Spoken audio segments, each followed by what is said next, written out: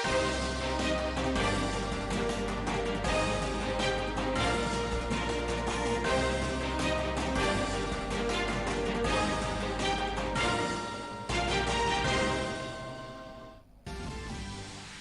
सिक्किम में army truck हादसे का हुआ शिकार। ट्रक हादसे में 3 कमीशन्ड अफसरान समेत 16 फौजी हुए हलाक और 4 जख्मी। सिक्किम में गेमा के रास्ते में एक मोटर पर फिसलकर हादसे का शिकार हुआ था। आज सुबह आर्मी ट्रक हादसे का शिकार होने वाला आर्मी ट्रक 3 गाड़ियों के काफिले में था शामिल। पार्लियामेंट का सरमाई इजलास मुलतवी। लोकसभा और राज्यसभा गैर मुय्यना मुद्दत के लिए मुलतवी। इस सेशन में ऐवाने ज़ेरी की कुल 13 नशिस्तें हुईं, जिनमें कामकाज 97% रहा। राज्यसभा में कुल 13 नशिस्तें हुईं, जिनमें 64 घंटे 50 मिनट तक हुआ कामकाज। राज्यसभा में मजमूई तौर पर 102% रहा कामकाज। सरमाई इजलास में कई अहम बिलों को मिली मंजूरी। कोरोना इन्फेक्शन के बढ़ते हुए इम्कानात के पेश नजर मरकजी हुकूमत चाकू चौबंद। वजीर सेहत डॉक्टर मनसुख मांडविया ने रियासतों के वज़राए सेहत के साथ कोविड की सूरत हाल और तैयारियों का मीटिंग में लिया जायजा। वजारत सेहत कल जारी करेगी आने वाली त्योहारों में कोरोना से मुतालिक रहनुमा खतूत। कोरोना के तई बेदारी के लिए मुल्क की सतह पर मंगल को मुल्क भर में किया गया एक साथ मॉक ड्रिल का एहतमाम। भारत बायोटेक की नेजल वैक्सीन हुकूमत की जानिब से मंजूरी। कोविशील्ड और कोवैक्सीन टीका लगवा चुके लोग ले सकते हैं नेजल वैक्सीन। कोविन ऐप पर आज से दस्तयाब है नेजल वैक्सीन।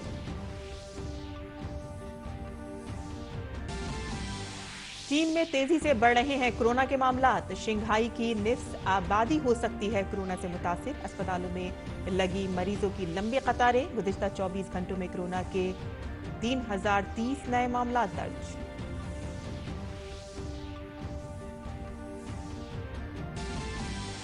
यूक्रेन के साथ जंग के दरमियान व्लादिमीर पुतिन का बड़ा बयान। जंग का खात्मा चाहते हैं रूसी सदर पुतिन। कहा कि इसका सिफारती हल जरूरी। अमेरिकी वजीर खारजा ने कहा कि रूस ने यूक्रेन जंग के खात्मे में नहीं दिखाई कोई दिलचस्पी।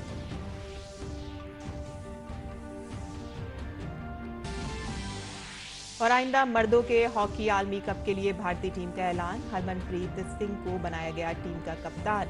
अमित रोहिदास होंगे टीम के नायब कप्तान। आदाब नाज़रीन, खबरनामे में आपका इस्तकबाल है। मैं हूं साइमा खान। अब खबरें तफसील से। शुमाली सिक्किम में फौज का एक ट्रक हादसे का शिकार हो गया, जिसमें 16 फौजी हलाक और 4 जख्मी भी हो गए हैं। इतलात के मुताबिक हादसे की शिकार होने वाली गाड़ी 3 गाड़ियों के काफिले का हिस्सा थी, जो सुबह चट्टन से थंगू की तरफ रवाना हुई थी और जेमा के रास्ते में एक तेज मोटर पर गाड़ी फिसल गई और फौज के मुताबिक फौरी तौर पर रेस्क्यू ऑपरेशन शुरू किया गया है और 4 जख्मी फौजियों को हवाई जहाज से निकाला गया है। लेकिन बदकिस्मती से 3 जूनियर कमीशन्ड अफसरान और 13 सिपाही इस हादसे में बच नहीं पाए।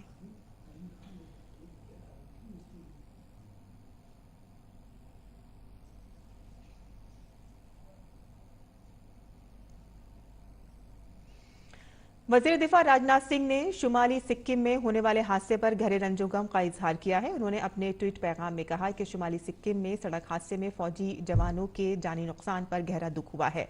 कौम उनकी खिदमात और अज़ाइम के तई तहे दिल से मशकूर है। सुगवार खानदानों से मेरा इजहार ताज़ियत और जख्मियों की जल्द सेहत याबी के लिए दुआ गो हूं।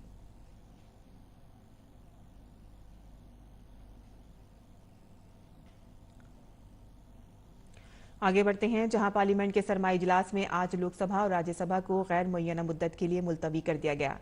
लोकसभा और राज्यसभा की कार्रवाई जुमे को गैर मुय्यना मुद्दत के लिए मुलतवी कर दी गई। मुकर्ररा वक्त से एक हफ्ते कबल पार्लियामेंट के दोनों ऐवानों की कार्रवाई गैर मुय्यना मुद्दत के लिए मुलतवी कर दी गई है। आपको बता दें कि पार्लियामेंट का सरमाई इजलास 7 दिसंबर को शुरू हुआ था। ऐवान की कार्रवाई 29 दिसंबर तक चलाने की तजवीज दी गई थी। सभा की कार्रवाई अनिश्चित काल के लिए स्थगित की जाती है। धन्यवाद। और लोकसभा की कार्रवाई गैर मुय्यना मुद्दत के लिए मुलतवी करने से पहले स्पीकर ओम बिरला ने ऐवान में होने वाले काम की जानकारी दी। ओम बिरला ने कहा कि सरमाई इजलास के दौरान लोकसभा में 97% काम हुआ है। ऐवान की कुल 13 नशिस्तें 62 घंटे 42 मिनट तक हुई। आदर्श स्टेशन स्कीम के तहत रेलवे स्टेशन के सौंदर्यीकरण और आधुनिकीकरण विषय पर एक निजी संकल्प माननीय सांसद रडप्पा नालकोंडा गारी द्वारा 16 दिसंबर 2022 को प्रस्तुत किया गया। इस पर चर्चा उस दिन पूरी नहीं हो पाई। माननीय सदस्यगण 8 दिसंबर 2022 को सभा में जिम्बाब्वे के संसद के अध्यक्ष महामहिम एडवोकेट जेकब फ्रांसिस एन मुंडेडा के नेतृत्व में भारत की यात्रा पर आए जिम्बाब्वे का एक शिष्टमंडल का हार्दिक स्वागत किया। लोकसभा के स्पीकर ओम बिरला ने ऐवान की कार्रवाई गैर मुअय्यना मुद्दत तक मुलतवी होने के बाद वजीर आजम नरेंद्र मोदी समेत तमाम जमातों के रहनुमाओं से अपने चैम्बर में मुलाकात की। स्पीकर बिरला ने ऐवान के कामकाज को खुश उसलूबी से चलाने के लिए तमाम जमातों के लीडरों का शुक्रिया अदा किया।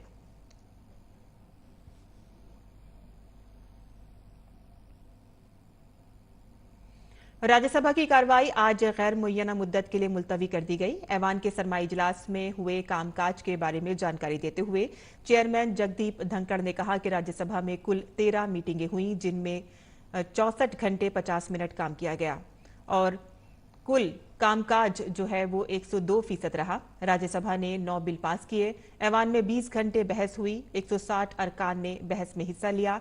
इसके अलावा ऐवान में 31 प्राइवेट बिल पेश किए गए, जबकि 205 स्पेशल मेंशन दर्ज किए गए।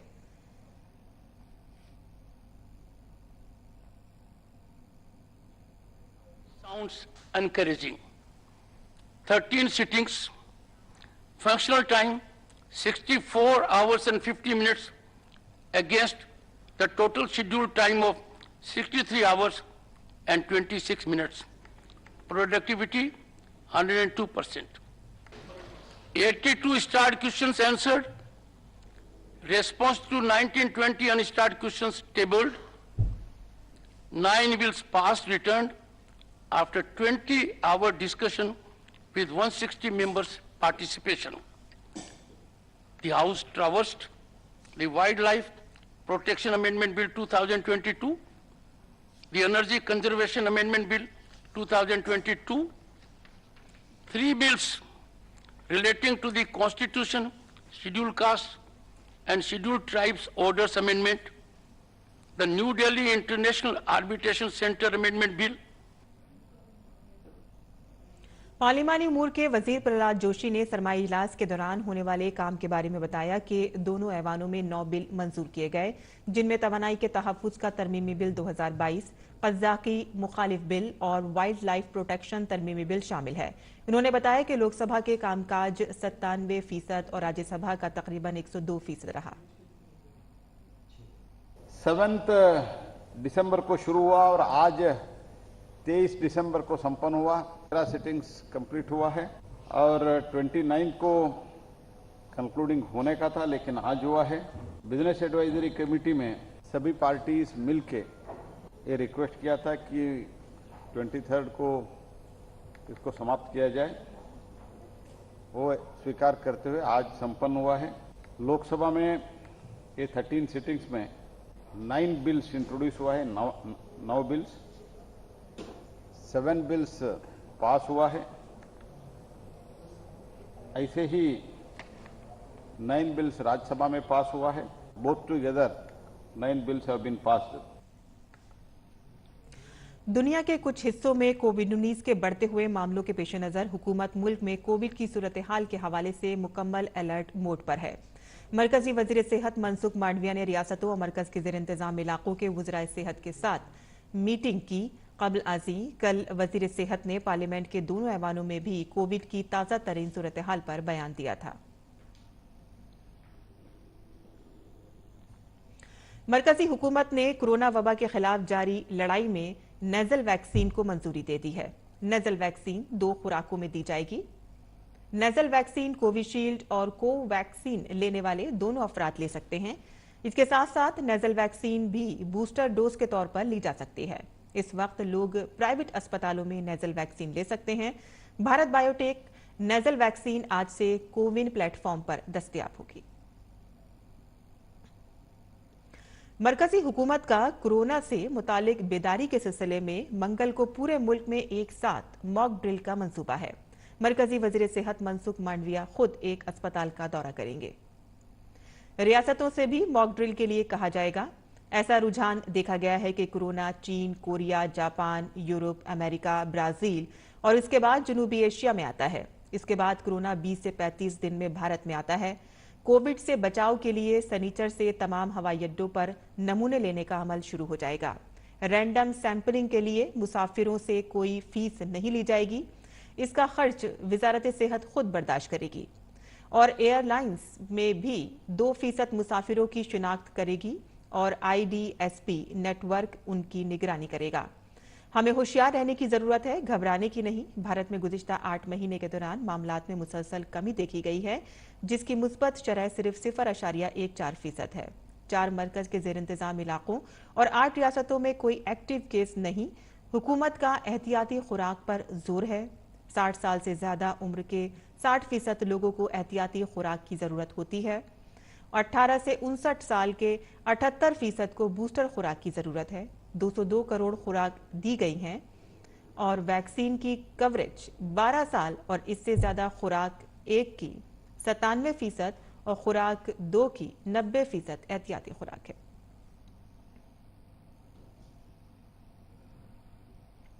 आगे बढ़ते हैं, जहां 2019 में चीन से शुरू हुए वायरस ने अब यहां पर तबाही बर्पा कर दी है।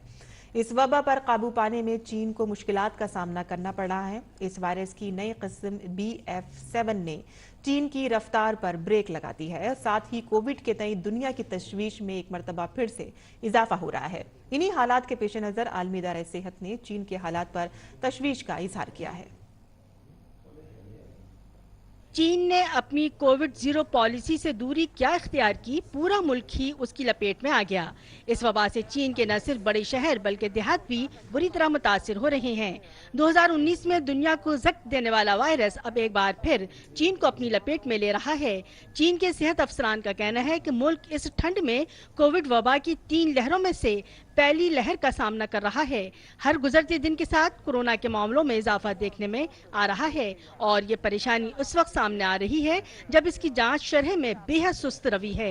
रिपोर्ट के मुताबिक आइंदा कुछ माह में चीन के 80% लोग इस वबा से मुतासिर हो सकते हैं।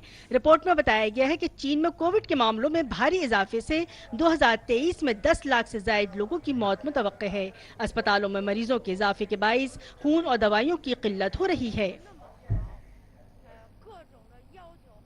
पहले हर दिन करीब 100 रोगी होते थे, लेकिन अब लगभग 400 रोगी आते हैं। इनमें ज्यादातर बुजुर्ग हैं जो कई अन्य बीमारियों से पीड़ित हैं।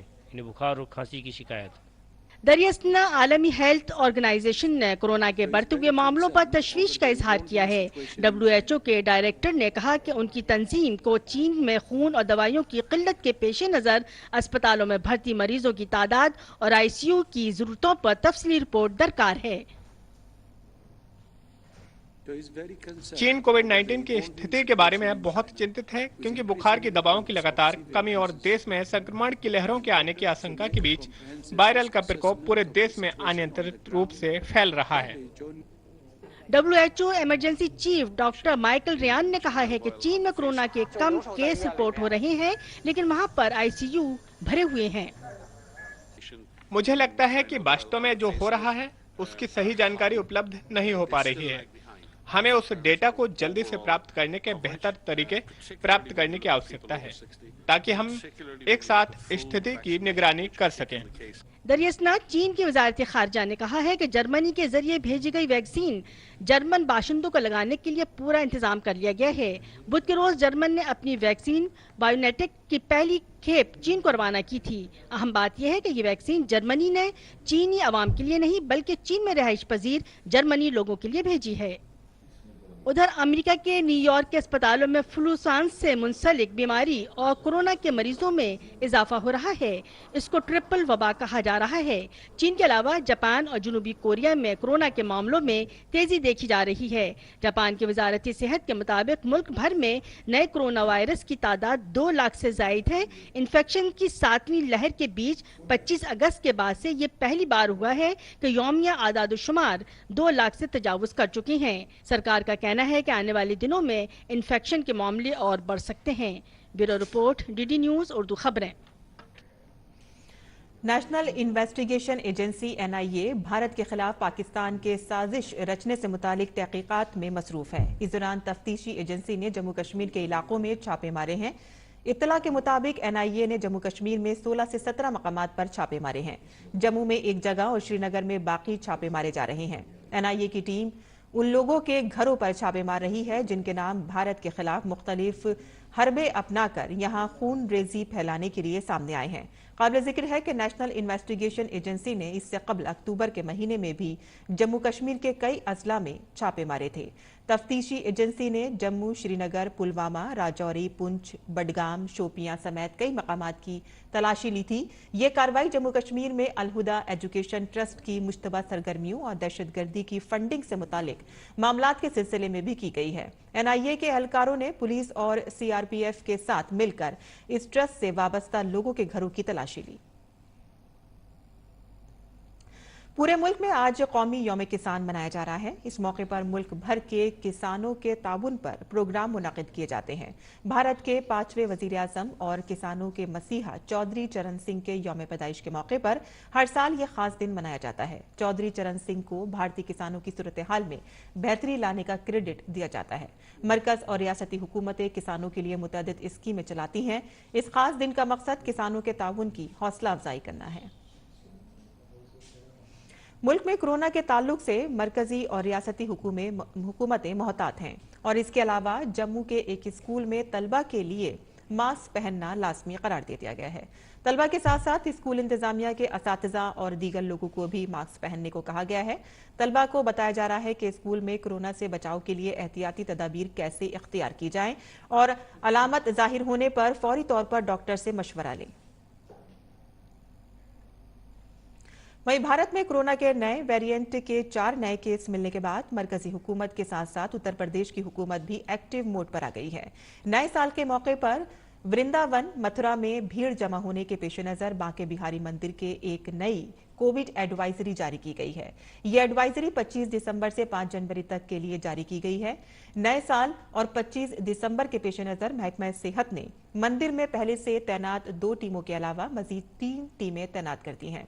इसके अलावा एम्बुलेंस के इंतजाम में भी इजाफा किया जा रहा है। Covid control incharge doctor Bhudev ने कहा है कि अगर कोई मुतासरा अकीदतमंद भीड़ में पाया जाता है तो उसकी रैंडम चेकिंग की जाएगी और इसके अलावा किसी भी तरह के बीमार शख्स जिसे खांसी होगी और उसको आइसोलेट करके मुआयना किया जाएगा।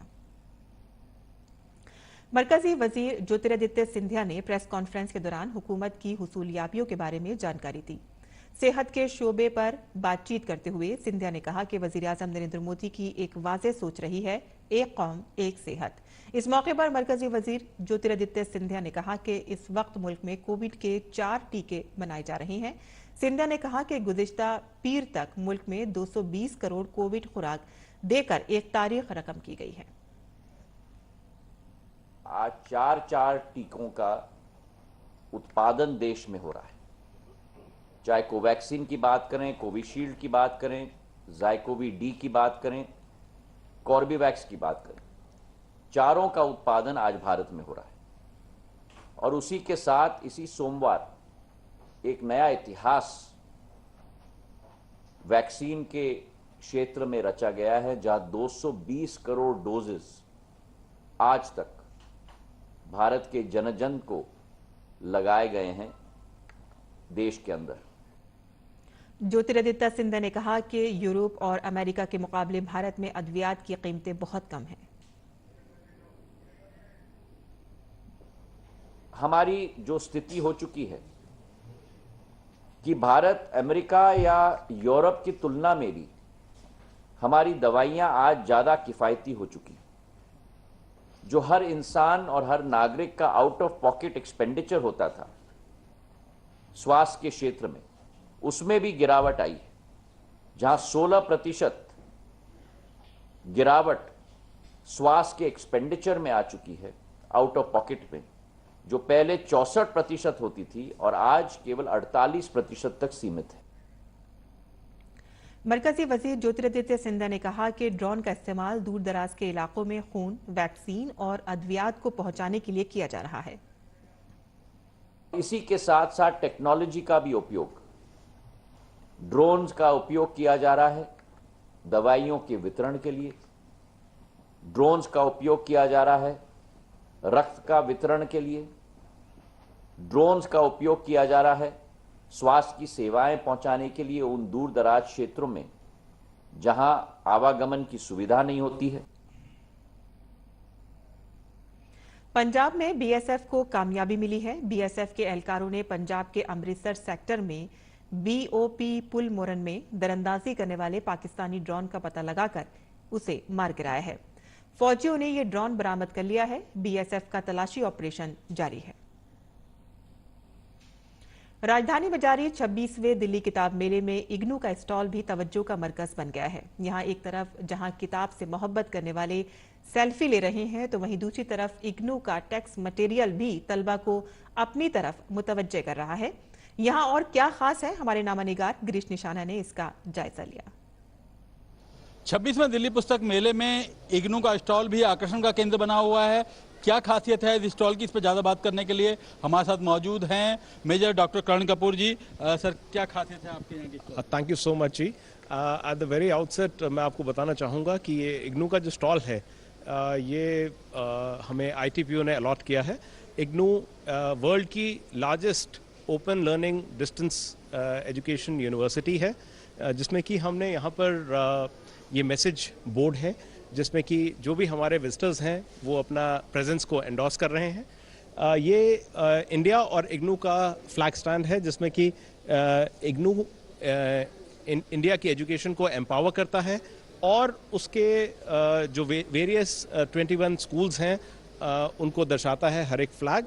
ये एक सेल्फी स्टैंड है जिसमें कि जो भी हमारे विजिटर्स हैं वो इग्नू के साथ अपना संबंध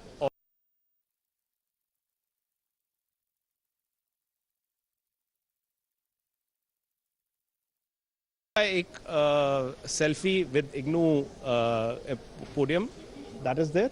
Then we have this herbal fountain which is very interesting. You will find it very interesting. इसमें 11 different प्रकार के healthy and nutritious जो plants हैं वो हैं। They can all be used in our day-to-day lives. हम लोग जो कोर्स ऑफर करते हैं प्रोग्राम स्टूडेंट्स के लिए, उनकी प्रोग्राम्स की कुछ पुस्तकें यहाँ पे रखी हुई हैं डिस्प्ले के लिए। और चूंकि ये दिल्ली NCR में हमारे 4 रीजनल सेंटर्स हैं, चारों का रिप्रेजेंटेशन यहाँ पे है। दिल्ली 1 हुआ जो हमारा मोहन स्टेट मेट्रो स्टेशन के पास है, और दिल्ली 2 हम लोग रीजनल सेंटर नोडल ऑफिस हुआ जो ऑर्गेनाइज करा रहा है प्रोग्राम, और दिल्ली 3 है हमारा नारायणा में, और एक नोएडा RC भी है जिसके जो है रिप्रेजेंटेटिव यहाँ पे हैं। जो यहाँ हम लोग जो है बेसिकली आए हुए हैं, जो प्रोग्राम हम ऑफर कर रहे हैं विजिटर्स जो हमारे आएंगे वो अगर बातचीत करना चाहेंगे तो उनको हम बता सकते हैं कि किस फील्ड में, जैसे अगर मेडिकल फील्ड में करना चाहते हैं, एग्रीकल्चर फील्ड में करना चाहते हैं, टूरिज्म में करना चाहते हैं, तो बहुत सारे हमारे प्रोग्राम्स हैं। सर्टिफिकेट है, डिप्लोमा है, PG डिप्लोमा है, इवन बैचलर्स डिग्री है, और मास्टर्स डिग्री के प्रोग्राम भी हम लोग ऑफर कर रहे हैं। तो कहीं ना कहीं आप भी कुछ इग्नू से पढ़ाई करना चाहते हैं तो उसकी तमाम संपूर्ण जानकारी इस स्टॉल पर मौजूद है। कैमरामैन अजय कुमार के साथ गिरीश निशाना, DD न्यूज, दिल्ली। और बैनुल-अक़वामी खबरों में यूक्रेन के सदर ज़ेलेंस्की के अमेरिकी दौरे के बाद रूसी सदर पुतिन ने कहा है कि रूस यूक्रेन में जंग का खात्मा चाहता है, ताहम इसके लिए सिफारती हल की जरूरत होगी। पुतिन ने कहा कि हमारा मकसद इस तनाज़े को खत्म करना है और इसके लिए हम कोशिश कर रहे हैं और कोशिश करते रहेंगे। पुतिन ने कहा है कि हम इस बात को यकीनी बनाने की कोशिश करेंगे कि ये सब खत्म हो जाए और जितनी जल्द हो उतना ही बेहतर है। ताहम पुतिन के तबसरे पर यूक्रेन और उसके इत्तेहादियों ने शकूक व शुबहात का इजहार किया है। रूसी सदर ने कहा कि यूक्रेन में तनाज़े का जल्द खात्मा लाजमी तौर पर एक सिफारती हल पर मुश्तमिल होगा। अमेरिका ने सदर पुतिन के बयान पर रद्द-ए-अमल जाहिर किया है। अमेरिकी वज़ीर ख़ारजा का कहना है कि रूस ने यूक्रेन की जंग को खत्म करने में कोई बामानी दिलचस्पी नहीं दिखाई है। आगे बढ़ते हैं, जहां अमेरिका ने यूक्रेन की बंदरगाहों पर रूसी फौजी कार्रवाइयों की वजह से उसके 10 बहरी तनसीबात पर पाबंदियां आयद कर दी हैं। अमेरिकी वजीर खारजा एंटनी ब्लिंकन ने एक बयान में कहा कि यूक्रेन की बंदरगाहों पर रूसी हमलों की वजह से अमेरिका अपनी बहरी तनसीबात पर पाबंदियां आयद कर रहा है। ब्लिंकन ने कहा कि रूसी हमले ने यूक्रेन के बंदरगाहों को निशाना बनाया, जो दुनिया को जरूरी खुराक और सामान फराहम कर रही है। रूस पर पाबंदियां यूक्रेन के सदर व्लादिमीर ज़ेलेंस्की की वॉशिंगटन में अमेरिकी सदर जो बाइडेन से मुलाकात और अमेरिकी पार्लियामेंट से खिताब के बाद लगाई गई है। सदर ज़ेलेंस्की ने अपने खिताब में यूक्रेन की हिमायत पर अमेरिका का शुक्रिया अदा करते हुए मजीद हथियारों की दरख्वास्त की थी। आगे बढ़ते हैं और बात करते हैं खेल की खबरों की, जहां हॉकी इंडिया ने आइंदा मर्दों के हॉकी वर्ल्ड कप के लिए भारतीय स्क्वाड का ऐलान कर दिया है। टीम के कप्तान ड्रैग फिलर हरमनप्रीत सिंह होंगे, जबकि अमित रोहिदास टीम के नायब कप्तान होंगे। कृष्णा बी पाठक और पी.आर. श्री टीम के गोलकीपर होंगे। पी.आर. श्री जेश अपना चौथा वर्ल्ड कप खेल रहे होंगे, जबकि ये भारत में उनका तीसरा वर्ल्ड कप होगा। दिफा की क़यादत कप्तान हरमनप्रीत सिंह, नायब कप्तान अमित रोहिदास, सुरेंद्र कुमार, वरुण कुमार, हरमनप्रीत सिंह, नीलम संजीव करेंगे। मिडफील्ड में नौजवान विवेक सागर प्रसाद की वापसी होगी, जो हाल ही में टखने की चोट की वजह से ऑस्ट्रेलिया के दौरे से बाहर हो गए थे। मर्दों का हॉकी वर्ल्ड कप जनवरी में भुवनेश्वर राउरकेला में खेला जाएगा। भारतीय टीम पूल डी में है। पूल डी में इंग्लैंड, स्पेन, वेल्स हैं। भारतीय टीम अपनी मुहिम की शुरुआत 13 जनवरी को स्पेन के खिलाफ राउरकेला में करेगी। गुलाबी शहर जयपुर में वाक़े आमेर का किला राजस्थान के मशहूर किलों में से एक है। यह किला अपने फन तामीर और तारीख के लिए जाना जाता है। 17वीं सदी में मशहूर राजा मान सिंह का तामीर करदा आमेर का किला जयपुर का एक जेवर है, जो अपने खूबसूरत फन तामीर और भरपूर तारीख के लिए मशहूर है। पेश है आमेर के किले की झलकियां। इसी के साथ ही हमें बुलेटिन में दें इजाजत। आदाब।